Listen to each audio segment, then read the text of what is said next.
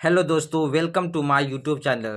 तो आज मैं आप लोगों के लिए फिर से लेकर आया हूँ मैथ का 10 प्रैक्टिस क्वेश्चन, जिसमें बहुत अच्छे अच्छे क्वेश्चन आपके लिए लाया गया है और इससे आपका कॉन्सेप्ट जो है मैथ का बिल्कुल क्लियर हो जाएगा।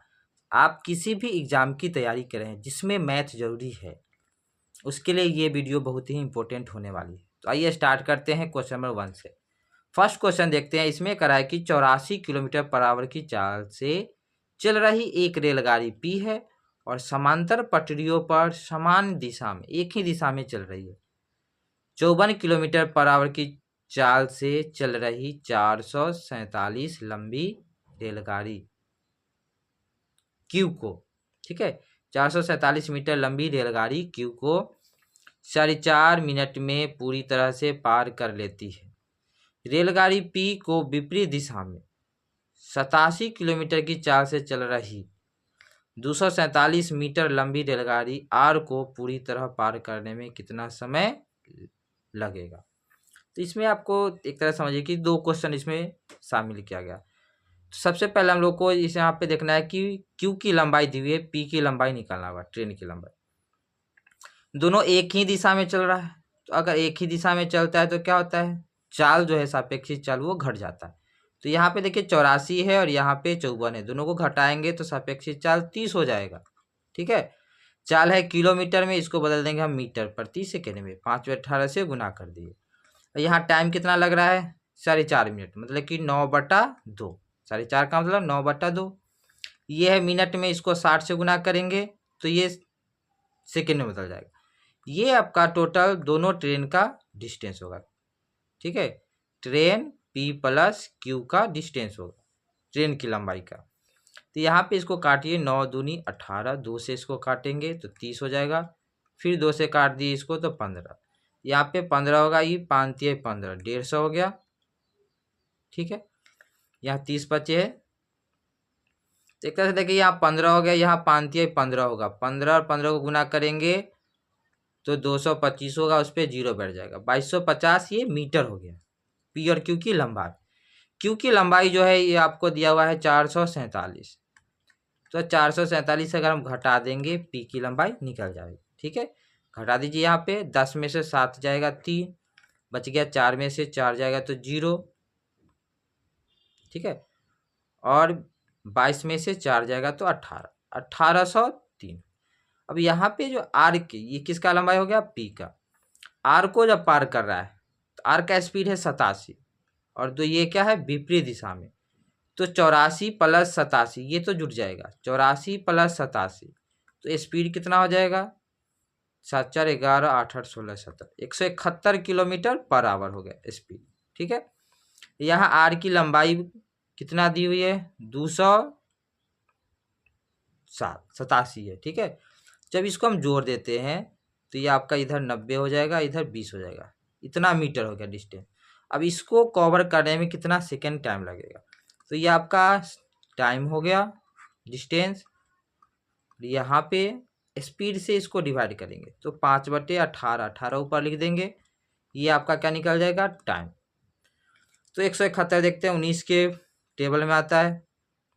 ठीक है, तो इन्हीं से देखिए कि ये 209 कटने वाला, 19 एकम 19 और फिर 19 एकम 19, 19 नामा 171 हो गया, 9 से काट दिए, 9 दूनी 18, 5 से काटेंगे अगर 110 को तो 22 बार में, 22 दूनी कितना हो जाएगा, 44।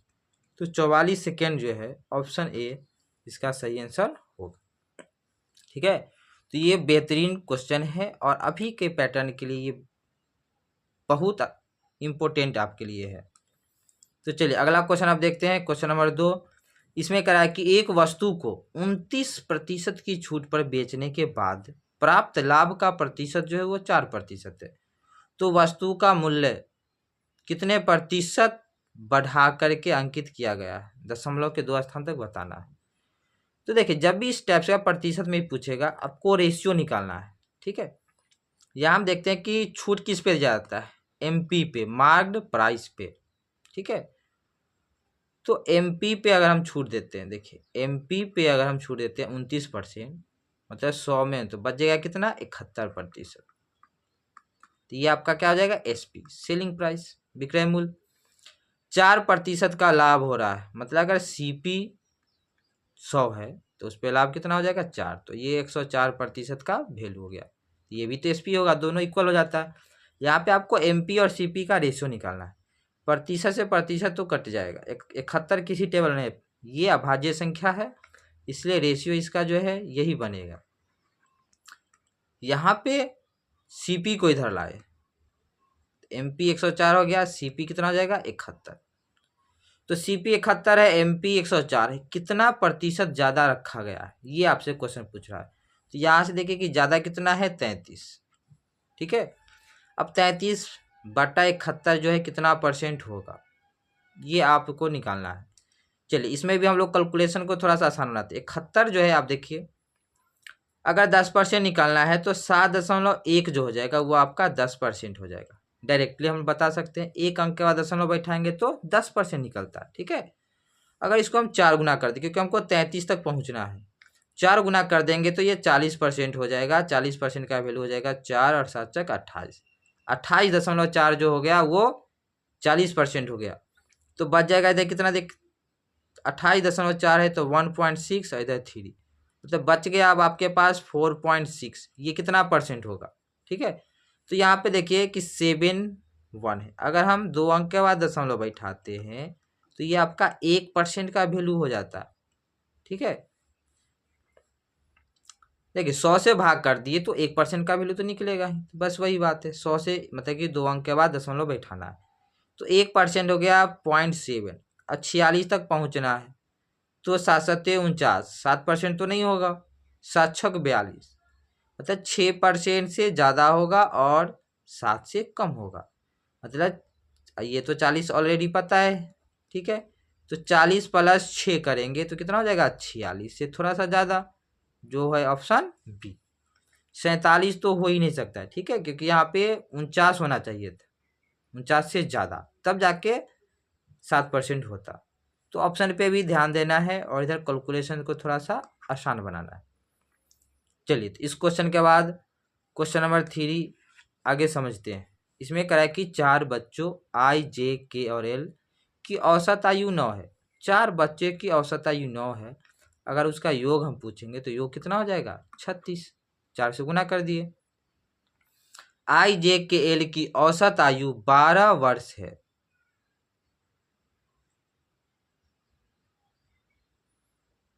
अब यहाँ पे देख लिए, इसमें एक चेंज हो रहा है, ठीक है।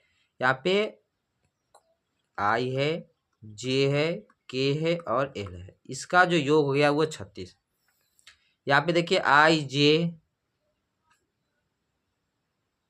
K नहीं है, L है, ठीक है। L के जगह पर यहाँ पे समझिए कि K के जगह पर कौन आ रहा है, M आ रहा है, ठीक है।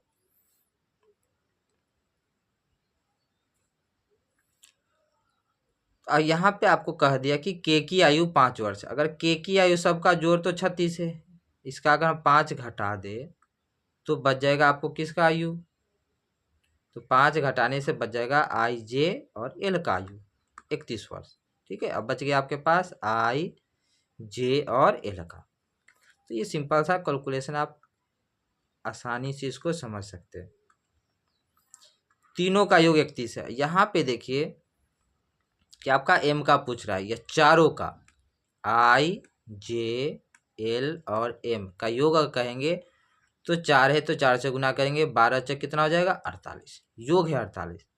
इसमें से अगर हम I, J, L वाला 31 घटा दे, ठीक है, तो आपको M का प्राप्त हो जाएगा आंसर। M कितना हो जाएगा 17, ठीक है। बी जो है इसका सही आंसर। तो सिंपल सा क्वेश्चन है, बस ये देखना है कि औसत दिया हुआ है तो उसका हम लोग योग निकाल सकते हैं। एक इसमें दिया हुआ था उम्र, तो बाकी किसी का भी निकाल सकते हैं।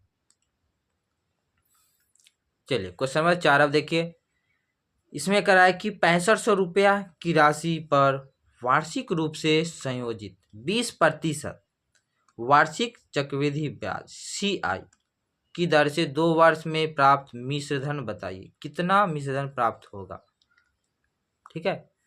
तो देखिए ये तो सिंपल सा फॉर्मूला पे भी हम लोग बना सकते हैं, क्योंकि A बराबर क्या होता है P 1 + R/100 पे पावर n, लेकिन हम लोगों को समझना है थोड़ा सा कॉन्सेप्ट कि ये सिंपल CI जो होता है कंपाउंड इंटरेस्ट, ये होता क्या है और कैसे ओरली मौखिक रूप से हम निकाल सकते हैं। यहाँ पे देखिए 6500 रुपया आपका प्रिंसिपल है, मूलधन है, 20% ब्याज। तो पहला साल देखिए चक्रवृद्धि ब्याज और साधारण ब्याज पहला साल का सेम होता है। इसका 20% आसानी से निकाल सकते हैं क्योंकि 10% के लिए एक जीरो हटाएंगे 650, इसका डबल कर दीजिए 650 का तो 1300 जो हो गया वो पहला साल का ब्याज हो गया। ठीक है, तो पहला साल में 1300 रुपया ब्याज मिल रहा है। अब सेकेंड ईयर में देखिए कि सेकेंड ईयर में भी 1300 रुपया ब्याज मिलेगा, लेकिन इसमें अब ये जो पहला साल में जो ब्याज मिला था इसका भी ब्याज लग जाएगा। तो ये 20% रेट है तो इसका भी 20%, 1300 का 20% कितना होगा 10%, 130 हो गया। ठीक है, इसको डबल करेंगे तो 260, ये 20% हो जाए, यही एक्स्ट्रा हो जाता है। अगर अंतर पूछता 2 साल का अंतर CI और SI का तो 260 बता देते। ठीक है, अगर टोटल पूछ रहा है तो आप टोटल जोड़ के बता सकते हैं। ये 13 दूनी 2600, 26 दू 2860 हो गया कंपाउंड इंटरेस्ट। ठीक है, और ये आपका प्रिंसिपल है, दोनों को जोड़ेंगे तो मूलधन प्राप्त हो जाएगा। तो ऑप्शन देखिए जीरो वाला तो एक ही है ना, C, जो आसानी से हम बता सकते हैं। ठीक है, इसको जोड़ देंगे कि यहाँ देखिए 500 है, यहाँ पे 2800 है, 3300 हो गया और 60, 6000 जोड़ दिए।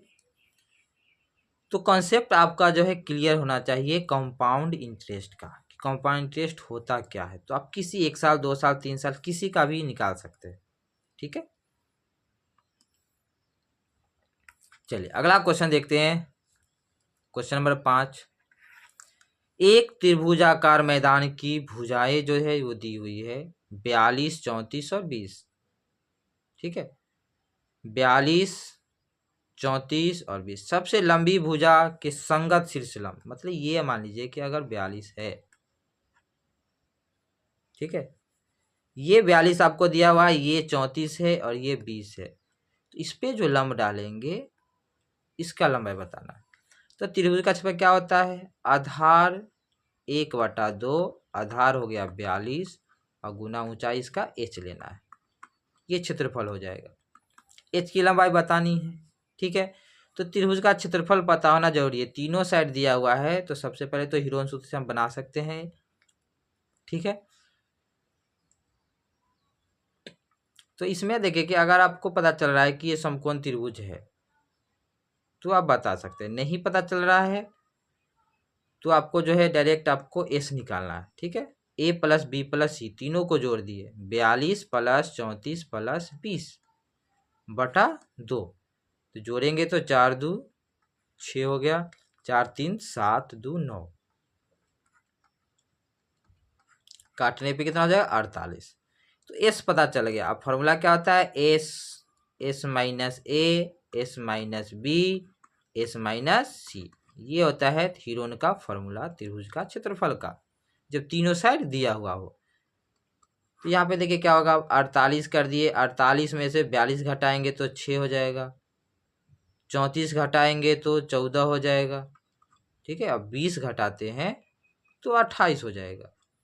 अब इसको पेयर बनाना है, तो पेयर किस तरह, जैसे 14 है, 14 का पेयर बना लेते हैं, यहाँ 28 है तो 14 गुने 14 हो जाएगा।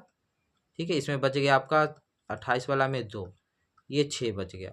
अब 48 को हम क्या लिख सकते हैं, 48 को लिख दीजिए, 2 का एगो 2 लिख दीजिए, एगो 6 लिख दीजिए, फिर एक 4 लिख दीजिए, 4 को 2 गुने 2 लिखेंगे। थोड़ा सा इसको कैलकुलेशन बस समझना था। अब क्वेश्चन आपका आसानी से सोल्व होगा क्योंकि यहाँ एरिया कितना हो जाएगा, 14 2 1 6 और 1 2, ये क्षेत्रफल हो गया।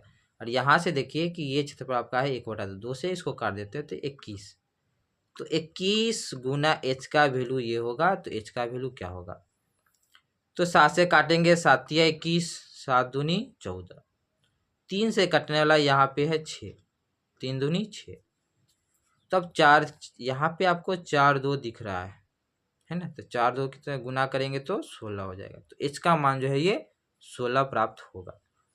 तो ये सिंपल कॉन्सेप्ट पे ही क्वेश्चन है,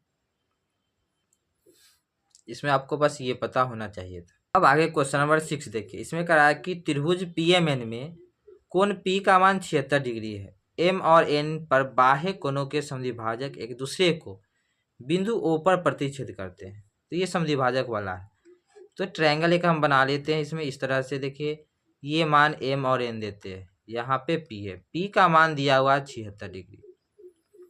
अब M और N का जो समद्विभाजक है, ये आपका बाहरी कोण है, इसका समद्विभाजक यहाँ पे है और इसका समद्विभाजक यहाँ पे है, ये O पे कट रहा है। तो ये एंगल जो है MON का मान पूछ रहा है, एंगल MON। ये सिंपल सा फॉर्मूला है। अगर बाह्य कोण का समद्विभाजक पूछ रहा है तो 90 माइनस A/2 करते हैं, मतलब एंगल जो होगा, जैसे यहाँ पे P एंगल है तो P एंगल को आधा करके 90 में से घटाना है। अगर ये अंदर वाला बात होता तो यहाँ पे आपका अंदर वाला अगर निकालना रहता है तो इसमें हम क्या कर देते हैं 90 प्लस A/2 या θ/2 जो भी एंगल दिया हुआ रहता है। तो ये सिंपल सा है। देखिए यहाँ 90 करेंगे माइनस P का मान दिया हुआ है 76, 76/2 तो 38 हो जाएगा, और 38 घटाएंगे तो कितना हो जाएगा यहाँ पे 52। तो इसका बी आंसर होगा। ठीक है, चलिए अब क्वेश्चन देखिए। ये आपका क्वेश्चन नंबर 7 है। इसमें कह रहा है कि एक गोले के आयतन और एक अर्धगोले के आयतन। तो देखिए गोला का आयतन जो होता है वो 4/3 πr³ होता है। एक अर्धगोला है, यहाँ पे अर्धगोला का जो आयतन हो जाएगा वो हो जाएगा इसका आधा, 2/3 πr³। ठीक है, अर्धगोले देखिए एक गोले का आयतन अर्धगोले के संपूर्ण पृष्ठीय क्षेत्रफल का अनुपात। अर्धगोले का जो संपूर्ण पृष्ठ का क्षेत्रफल होता है यह होता है 3πr², 3πr², क्योंकि ऊपर वाला एरिया खुल जाता है तो ये πr² जुट जाता है। ऐसे इसका क्षेत्रफल क्या होता है, इसका क्षेत्रफल होता है 4πr², 4πr², और अर्धगोला का होता है 3πr²। ये भी आपको पता होना चाहिए। तो यहाँ कह रहा है कि एक गोले का आयतन लेना है, तो गोला का आयतन हो गया 4/3 πr³, और अर्धगोला का पृष्ठीय क्षेत्रफल संपूर्ण तो ये हो जाएगा 3πr²। तो रेशियो दिया हुआ है 28/3। ठीक है, अब कहता है यदि गोले और अर्धगोले की त्रिज्या बराबर, दोनों की त्रिज्या बराबर है, तो गोले का आयतन बताइए। तो हम यहाँ पे देखते हैं कि पाई से पाई तो कटेगा, r² से r² कटेगा, यहाँ पे r बच जाएगा। ठीक है, 4/3 है, 3 तो नीचे आ जाएगा। ये देखिए इस 3 से 3 तो ये कट गया, तो आपके पास जो बच गया वो बचा 4/3 r बराबर 28। 4 से काटेंगे 7 बार में, तो r का मान हो जाएगा 7 × 3 21। ठीक है, जब 21 दिया हुआ है तो गोले का आयतन बताइए। तो 4/3 22/7 r हो जाएगा 21 × 21 × 21। 7 या 21 होता है, 1 21 तो कट जाएगा। अब आपको थोड़ा सा गुना करना है, 22 चक 88 हो जाएगा, गुना 21 का स्क्वायर होता है 441। ठीक है, तो आप इकाई अंक से यहाँ से काम चला जाइए। ऑप्शन जो है बहुत ही आसान दिया हुआ है। देखिए 8 और 1 को गुना करेंगे, इकाई अंक क्या होना चाहिए 8, और 8 जो है ऑप्शन बी में। ठीक है, नहीं तो 2 अंक का गुना कर लेते हैं, तो आपका आंसर क्या हो जाएगा 38,208। तो ऑप्शन जो है वो एग्जाम में टाइम को बचाता है। ठीक है, पूरा गुना करने की जरूरत नहीं है। चलिए अगला क्वेश्चन देखिए, एवरेज का ये क्वेश्चन है। इसमें कह रहा है कि किसी कक्षा में 51 विद्यार्थियों की औसत आयु जो है वो 24 है। समझिए 51 स्टूडेंट है, इसकी औसत आयु 24 दी हुई है। यदि शिक्षक की आयु भी शामिल कर ली जाए, अगर शिक्षक भी जुड़ जाएंगे तो 51 + 1 हो जाएगा 52, तो औसत कितना हो जा रहा है 25। तो शिक्षक की आयु बताइए। अब देखिए औसत का कॉन्सेप्ट क्या कहता है। देखिए क्वेश्चन तो ऐसे ही देख के टिक लगाने वाला है, यहाँ पे कॉन्सेप्ट थोड़ा समझिए। 51 स्टूडेंट का औसत कितना है 24। अगर एक टीचर आ रहे हैं तो सबका एवरेज 25 होता है, मतलब कि जो 24 था वो 25 हो गया, तो 51 स्टूडेंट का भी तो 25 हुआ होगा, तो 51 उधर बढ़ गया। ठीक है, और एक टीचर जो आए हैं वो अब एवरेज सबका बढ़ाए हैं तो वो अपना 25 लेके आए। ठीक है, क्योंकि एवरेज जो है वो बढ़ा है टीचर के आने से। टीचर तो पहले अपना 25 पूरा करेंगे, फिर सबका बढ़ाएंगे। सबका कितना का बढ़ा दिए, 51 का बढ़ा दिए, तो 51 एक्स्ट्रा बढ़े लेके आएंगे। ये दोनों को हम जोड़ेंगे तो कितना हो जाएगा 76। ठीक है, तो देखिए ऑप्शन में देख लिया हम एक आसानी से कि 51 विद्यार्थी में 24 है, 25 हो रहा है, एक बढ़ रहा है तो ये 25 तो रहेगा ही।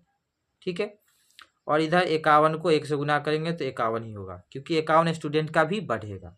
51 + 25 कितना हो गया 76। अगर सबका एवरेज मान लीजिए यहाँ पे 2 बढ़ता तो 51 को 2 से गुना करके प्लस जो एवरेज आया वो कर देते, तो जो बढ़ोतरी होती है वो हम ऐड कर देते हैं। तो इसका सिंपल सा आंसर क्या होगा, सी। चलिए अब ये देखिए, इस क्वेश्चन में थोड़ा सा आपको दिमाग लगाना पड़ेगा। क्वेश्चन नंबर 9 में देखिए, एक वॉशिंग मशीन की कीमत एक टीवी की कीमत से 40% कम है। मतलब टीवी का अगर 10 है तो वॉशिंग मशीन का क्या हो जाएगा, देखिए 40% कम है, मतलब 10 में 4 कम होगा तो ये कितना हो जाएगा 6। ये रेशियो दिया हुआ, अगर सिंपल रेशियो हम ले ले तो इसका रेशियो कितना हो जाएगा 5 और 3। ये रेशियो ही ले लेते हैं। ठीक है, जितना छोटा रहेगा उतना आसान होगा। अब यहाँ पे देखिए, यदि वॉशिंग मशीन की कीमत 80% बढ़ जाती है, वॉशिंग मशीन को 80% बढ़ा दिए तो 80% का मतलब कितना बढ़ेगा, बताइए 80 का परसेंट का मतलब क्या होता है 4/5, क्योंकि 20/100 हो गया, तो 5 में 4 बढ़ेगा, 5 में 4 तो कितना हो जाएगा, 5 में 4 बढ़ेगा तो 9 हो जाएगा, 9/5।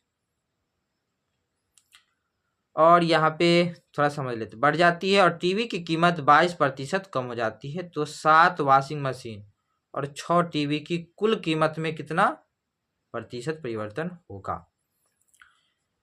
तो देखिए प्रतिशत जहां भी पूछेगा वहां पे रेशियो से ही काम चलता है, इसलिए हम रेशियो में ही इसको रखेंगे।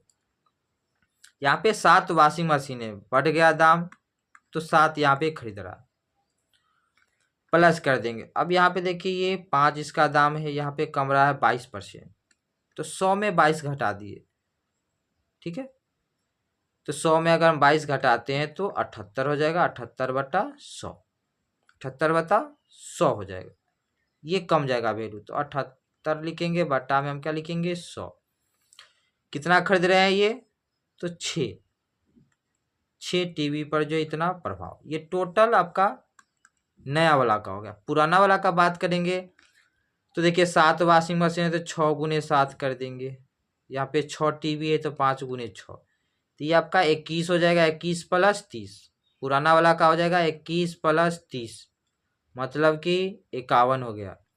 नया वाला का बस आपको निकालना है। ठीक है, तो दोनों में देखिए कि कटने वाला क्या है, यहाँ से हम देखते हैं कि ये तो 39 हो जाएगा, 39 इसका आधा, मतलब 78 का आधा 39 और 100 का आधा 50, और कटने वाला यहाँ पे देखिए और है, ये 6 का आधा 3, ये हो जाएगा 25। अच्छा 5 से भी तो कटने वाला है 5, तो यहाँ पे 39 × 3 और 50, यहाँ कोई 7 से कटने वाला है नहीं, तो दोनों में तो 5 है ही, 5 को हम बाहर कर देते, 3 भी कॉमन है। ठीक है, थोड़ा सा कैलकुलेशन को आसान बनाते, आसान बनाने के लिए हमको देखना है यहाँ पे कि इतना हम आसान करेंगे कि 3/5 दोनों में से हम बाहर कर दिए, 3/5 बाहर करेंगे तो ये 9 × 7 = 63 हो जाएगा, और इधर बच गया केवल 39, तो 63 39 को जोड़ दीजिए, तो 9 × 3 = 12, 6 × 3 = 9, 1 = 10, 102 × 3/5। ये वैल्यू कितना देगा, जब भी 5 से भाग देना होगा तो आप ऊपर नीचे 2 से बस गुना कर दीजिए, क्योंकि 10 नीचे हो जाएगा तो गुना आसान हो जाएगा। 3 दूनी 6, 6 से हम गुना कर देते हैं, मतलब कि 600 कितना हो जाएगा 12, 612, दो एक अंक के बाद दशमलव बैठाएंगे तो ये आपका 61.2। तो क्वेश्चन में आपको यही निकालना बस डिफिकल्ट था, बाकी सब आसान है। 61.2 आ गया, 61.2 कितना का वृद्धि हुआ है, तो 10.2 का वृद्धि, ठीक है, 10.2 का। और तो ये कितना परसेंट होगा, 51 का। तो देखिए 51 में अगर हम एक अंक का दशमलव बैठाएंगे तो ये 10% होता है, तो 10% का वैल्यू हो गया 5.1, इसका दुगना है, डबल है, ठीक है, तो इसका डबल है तो ये हो गया 20% की वृद्धि। तो जो भी डिफिकल्टी इसमें आता है वो बस इसको निकालने में, रेशियो दिया हुआ है और नया जो दाम है उसको निकालने में दिक्कत आती है, ठीक है। उसके बाद क्वेश्चन आसान है, तो कॉन्सेप्ट बस आपका क्लियर होना चाहिए तो कैलकुलेशन आसान लगेगा। चलिए अगला क्वेश्चन देखते हैं। ये काम और समय वाला, यहाँ पे करा कि 11 व्यक्ति 19 दिनों में 59 फीट गहरा कुआं खोद सकता है, तो कितने व्यक्ति 2 दिनों में 118 फीट गहरा कुआं खोद सकता है। यहाँ पे तो काम बराबर होना चाहिए। काम देखिए यहाँ पे फॉर्मूला क्या रहता है, ऊपर वर्क देते हैं W1, ठीक है, और नीचे क्या देते हैं time, M into D, man into day, जो भी है, इधर W2 रहेगा, काम दूसरा है। तो बेसिक फॉर्मूला ही है, बेसिक फॉर्मूला पे क्वेश्चन को सोल्व कर देंगे।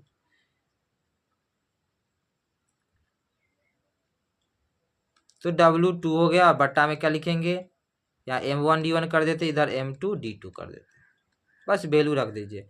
W1 क्या होगा, यहाँ 59 फीट काम हो रहा है, M1 कितना है 11 गुना 19, W2 करना है यहाँ पे 118 फीट गड्ढा करना है और 2 दिन में करना है। तो कितने मैन चाहिए, कितने मैन चाहिए, आदमी कितने चाहिए, तो अब इसको काट दीजिए। देखिए 59 का डबल तो डायरेक्ट दिया हुआ है 2 बार में, 2 से 2 कट गया, तो आंसर क्या हो जाएगा, M2 का मान 19 गुने 11, 19 से कम 19, ठीक है, बच गया 1, 19 से 20, 209। तो डायरेक्ट ये ऑप्शन ए जो हो जाएगा 209, ठीक है। तो सिंपल सा देखिए बेसिक फॉर्मूला पे